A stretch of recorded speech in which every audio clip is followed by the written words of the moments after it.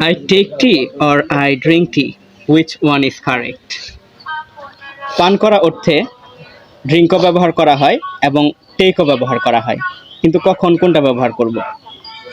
সাধারণত যেই জিনিসগুলো আমরা ঢকঢক করে গিলে খেতে পারি সেই জিনিসগুলোর ক্ষেত্রে আমরা ড্রিঙ্ক ব্যবহার করব।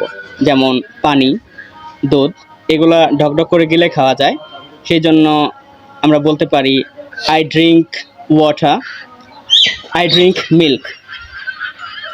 কিন্তু চা, কফি এই জিনিসগুলো ঢকঢক করে গিলে খেতে পারি না, এই জিনিসগুলো সাধারণত গরম হয়, আস্তে আস্তে খেতে হয়, সেই জন্য এই জিনিসগুলোর ক্ষেত্রে আমরা টেক ব্যবহার করব। যেমন I take tea or I take coffee, I take hot milk, এরকম।